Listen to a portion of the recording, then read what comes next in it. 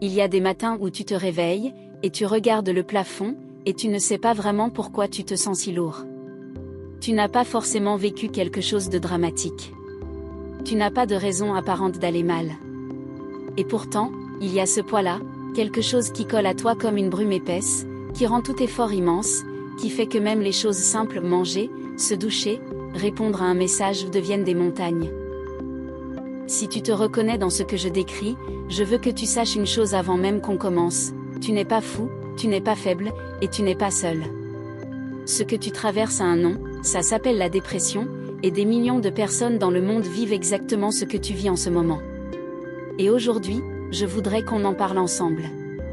Pas avec des formules toutes faites, pas avec des conseils que t'as déjà entendus 100 fois et qui ne t'ont jamais vraiment aidé.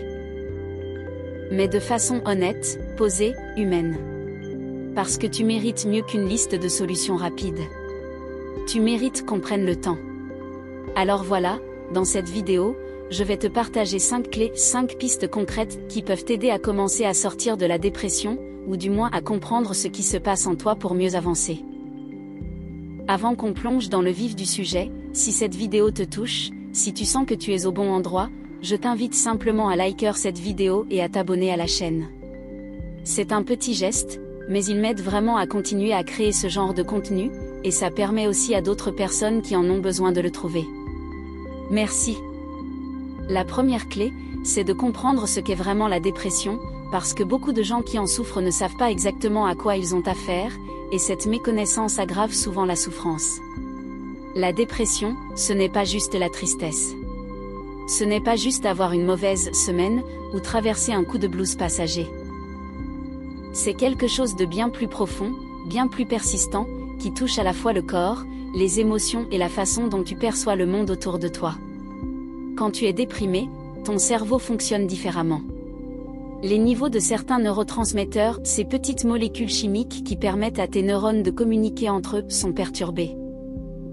La dopamine, qui est liée au plaisir et à la motivation, la sérotonine, qui régule l'humeur, ou encore la noradrénaline, qui joue un rôle dans l'énergie et la concentration, tout ça peut être dérégulé dans un état dépressif.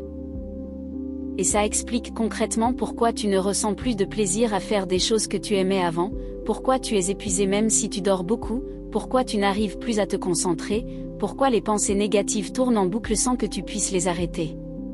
Ce n'est pas une question de volonté. Ce n'est pas parce que tu ne fais pas assez d'efforts. C'est parce que ton cerveau, en ce moment, est dans un état biologique particulier. Et comprendre ça, vraiment le réaliser, ça peut déjà t'enlever un poids énorme. Parce que tu arrêtes de te juger. Tu arrêtes de te dire que t'as qu'à te secouer, que t'as qu'à penser positif, que les autres font bien de vivre alors pourquoi pas toi. Tu commences à te traiter avec la même bienveillance que tu aurais pour quelqu'un qui a une jambe cassée. Est-ce que tu dirais à quelqu'un avec une jambe dans le plâtre de simplement décider de marcher? Non. Tu lui dirais qu'il a besoin de temps, de soins, d'accompagnement. Eh bien, c'est exactement ce que tu mérites toi aussi. La deuxième clé, et elle est peut-être la plus difficile à accepter, c'est de briser l'isolement. La dépression a une caractéristique cruelle, elle te convainc que tu es seul, que personne ne peut comprendre, que tu es un fardeau pour les autres, que tu ferais mieux de te taire et de ne pas déranger. Et du coup, tu te renfermes. Tu réponds moins aux messages. Tu déclines les invitations. Tu mets un masque quand tu dois voir des gens, tu joues le rôle de quelqu'un qui va bien, et une fois rentré chez toi, tu t'effondres dans le silence. Cette tendance à l'isolement, elle est naturelle dans la dépression, mais elle alimente le cercle vicieux. Parce que plus tu t'isoles, plus les pensées négatives ont de l'espace pour tourner en boucle, plus tu te coupes des sources de chaleur humaine qui pourraient t'aider à tenir, et plus la dépression se consolide.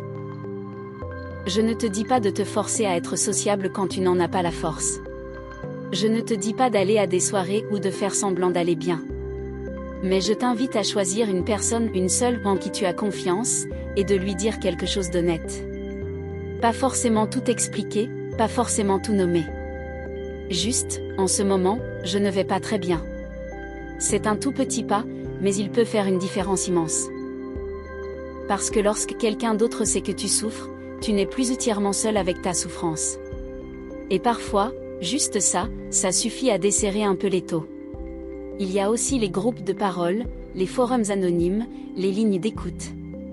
Tu n'as pas besoin de connaître la personne pour te sentir moins seul. L'important, c'est de rompre ce silence qui pèse. La troisième clé, c'est de prendre soin de ton corps, même et surtout quand tu n'en as pas envie. Je sais que c'est le genre de conseil qui peut faire lever les yeux au ciel quand on est au fond du gouffre. Se lever, se doucher, manger correctement, faire de l'exercice, quand tu n'as même plus l'énergie de faire le lit le matin, tout ça semble hors de portée. Et pourtant, le lien entre le corps et l'état émotionnel est réel, profond, scientifiquement documenté. Je vais te donner un exemple très concret. Quand tu marches, même juste 20 minutes à l'air libre, ton corps libère des endorphines. Ces molécules ont un effet direct sur ton humeur. Ce n'est pas un miracle, ce n'est pas une guérison en soi, mais c'est une aide biologique que ton cerveau reçoit. Des études ont montré que l'exercice physique régulier peut avoir des effets comparables aux antidépresseurs légers sur les formes modérées de dépression. Ce n'est pas pour dire que tu n'as pas besoin de traitement médical, on en parlera. C'est pour te dire que ton corps est un allié, pas un ennemi. De la même façon, manger régulièrement même des petites choses, même si tu n'as pas faim, aide ton cerveau à fonctionner. Le microbiote intestinal, ces milliards de bactéries qui vivent dans ton ventre, a un impact direct sur la production de sérotonine. Oui, une grande partie de ta sérotonine est produite dans tes intestins. Alors nourrir ton corps, c'est aussi, d'une certaine manière, nourrir ton moral. Et le sommeil. Dans la dépression, le sommeil est souvent perturbé, soit on dort trop, soit on n'arrive plus à dormir. Essayez d'instaurer des horaires réguliers, d'éviter les écrans le soir, de créer un environnement calme pour la nuit, c'est des petites habitudes qui peuvent progressivement réguler ton système nerveux. Je ne te demande pas de tout changer d'un coup. Je te demande juste de choisir une toute petite chose, la plus petite possible, et de l'essayer. La quatrième clé, c'est d'apprendre à observer tes pensées sans t'y noyer. La dépression, c'est souvent un flux incessant de pensées sombres qui tournent en boucle. Je ne vaux rien. Ça ne changera jamais. Je suis un poids pour les autres. Je ne mérite pas d'aller mieux. Même si j'essaie, ça ne servira à rien. Ces pensées, elles ont l'air de vérités absolues quand on est dedans. Elles ont une texture de réalité, une certitude terrifiante. Et pourtant, ce sont des pensées. Ce ne sont pas des faits. Il y a une différence énorme entre penser quelque chose et que ce soit vrai. Mais dans la dépression, ce filtre-là disparaît. Ton cerveau prend ses propres conclusions pour des certitudes. La thérapie cognitive et comportementale, qu'on appelle la TCC, est une approche qui aide justement à travailler sur ce mécanisme. Elle t'apprend à identifier ces pensées automatiques négatives, à les examiner, à les questionner. Par exemple, si tu penses « je suis nul dans tout », la TCC t'invite à te demander « est-ce vraiment vrai dans tous les domaines ? Y a-t-il des preuves du contraire ? Est-ce que je dirais ça à un ami qui pense la même chose de lui ? » Ce n'est pas de la pensée positive forcée. Ce n'est pas de se convaincre que tout va bien quand ça ne va pas. C'est d'apprendre à ne plus prendre tes pensées les plus sombres pour argent comptant. C'est d'introduire un peu de distance entre toi et le flot de ta pensée. La méditation de pleine conscience peut aussi aider dans ce sens. Pas la méditation parfaite, pas s'asseoir en lotus pendant 1 heure. Juste quelques minutes par jour à observer ce qui se passe en toi, à remarquer les pensées qui arrivent, à les laisser passer sans forcément les suivre. Il existe des applications, des guides audio, des vidéos guidées gratuites. L'idée, c'est de commencer à te percevoir comme quelqu'un qui observe ses pensées, plutôt que quelqu'un qui est ses pensées. C'est une nuance subtile, mais elle peut tout changer.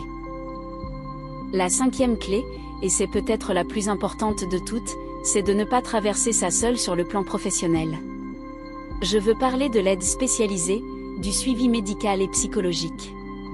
Je sais que pour beaucoup de gens, l'idée d'aller voir un psy ou un médecin pour parler de dépression est difficile. Il y a la honte, parfois.